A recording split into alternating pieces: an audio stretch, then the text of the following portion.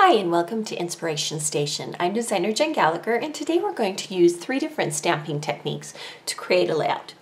For the first technique, you're going to need a background stamp.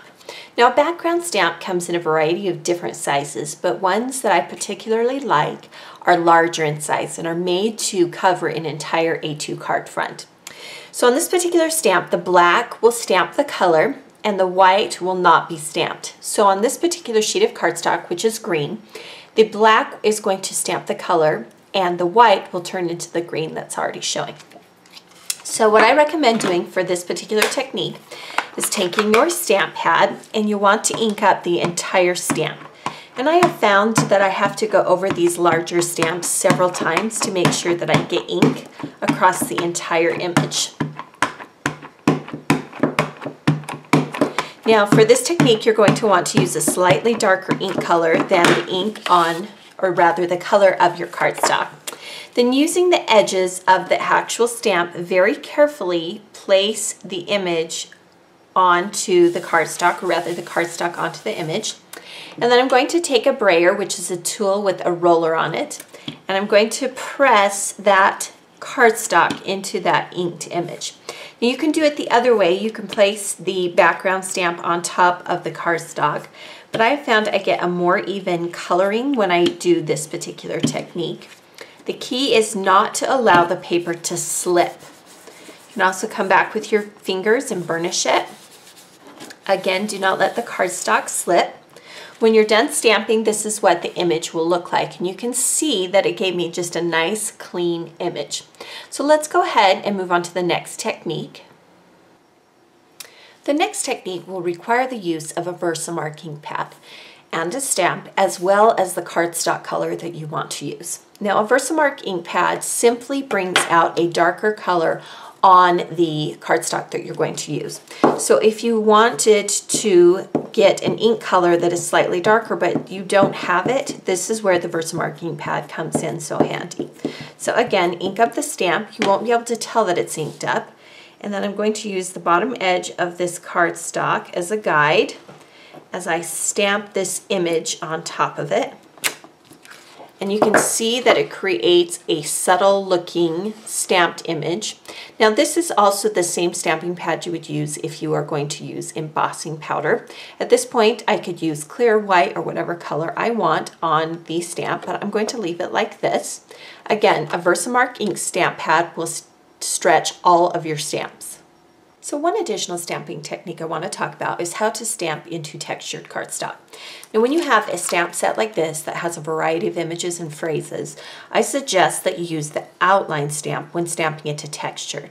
If you want to use the solid stamps, you'll want to use the other side of the textured cardstock, which is typically smooth. This is what I mean. So let's ink up a solid stamp. It has a little heart in the middle of it, and you'll notice that when I stamp into the textured cardstock, but I stamp on the smooth side, the stamp image looks very clean. If you were to do it on the textured side, the image is a little bit more mottled. So again, use the outline stamps for the textured side and the smooth side of the cardstock for the more solid stamps. Now let's go ahead and build the layout. So to put the layout together, I have another background stamp that I've used, and I use the same technique that I used for the word background, and I just did the same thing on yellow cardstock. So we're going to place this here. Then we're going to take 2 photos of my son flying a kite, and we'll figure out placement down here at the bottom. First, I will place them tentatively, and then I will mount them permanently using a dot runner. You can see I'm slightly overlapping them. You'll also notice that I kept a white frame around each photo. This is just a style that I like to use. I'm going to slightly offset them. And then behind the photo on the left, I'm going to take the other background stamp that we did. We did the green one. We'll go ahead and adhere that to the layout. I'm going to tuck this one behind the photo. So these background stamps are great. They're almost the same size as a 4x6 photo. And then we have the Wahoo stamp that we did, and we're going to place this on the left side of the layout. We'll slightly overlap it here on the left. At the top for our title, I'm going to actually use a journaling block from Simple Stories. And this was from a birthday collection, but I liked the look of the blue as well as the words. So this is going to form our title, but I am going to hide that word you. To the top of this block, I'm going to add a few tabs. These are from October Afternoon. We'll add the favorites, as well as a blue dotted one. Just creating a bunch of different layers here. But you can see that if you don't have a pattern paper that you want, you could easily recreate your own or design your own using some yellow pattern paper or cardstock. These are some old cloud felt stickers from Pebbles that I thought would be fun since it's a windy, cloudy day. We took these photos. I'm going to do a cluster of 3. Just cluster them together. Now I did the stamping of the kites, and I wanted to show you a technique that you can use to dress them up. I have cut 3 sections of twine, and we're going to mount these on the back of each of the kites. So what I'll do is I'll take one of the stamped images and I'll place a glue dot on the back of it. Then I'll take one of those lengths of string and I'll place it right on top of that glue dot. And then I can place the kite onto my layout, and we can do that with all 3.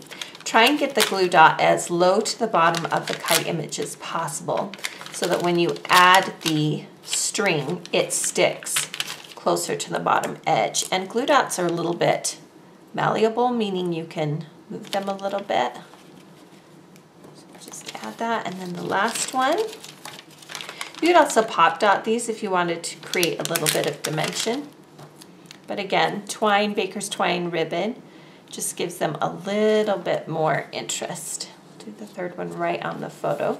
And then you can come back and you can trim off the excess pieces.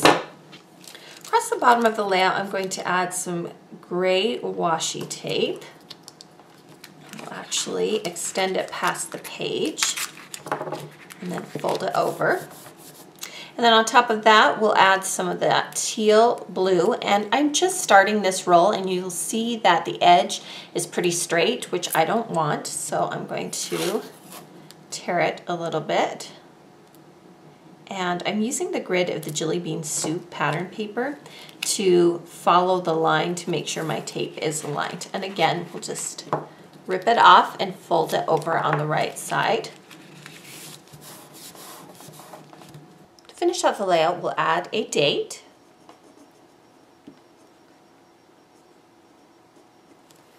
Then to this bottom corner here, I want to bring in some of the yellow. So I'm going to take some of the yellow buttons that I have on hand, and I'm going to mount them on the layout. We'll do that with some glue dots. Just create a little visual triangle here, but that helps bring some of that yellow from the top of the layout down to the bottom. You'll notice that I also used both solid colored buttons as well as one that's more clear in nature. Now I have these threads that are sticking down, and I'm going to pull them somewhat taut, and then I'm going to staple them to the bottom of the page. And you can see that that just holds them in place. Then at the top of this photo, I'm going to bring in some green by using some paper clips. You can see I did one on the long side and one on the short side. The journaling I have mounted, or printed rather, on some cardstock that matches some of these other elements on the page. And I'm just going to use a few small glue dots to hold them in place. But again, I tried to add in colors throughout the layout. We're going to go ahead and cover some of those strings. And I've cut them into strips. You could also write directly onto your layout if you wish. I wanted to print it out on the perfect color of cardstock. You'll notice that the stamping just adds a little bit of a handmade touch to the layout. And then here at the top, we'll add some enamel dots just to bring in some more of that teal blue color, as well as some texture. So if you're looking for a way to customize your layout, think about some of the stamping techniques that I shared with you today. Thank you for joining me for this week's Inspiration Station. Be sure to visit the weekly Scrapper blog to see all of the Inspiration Station projects that I share and create.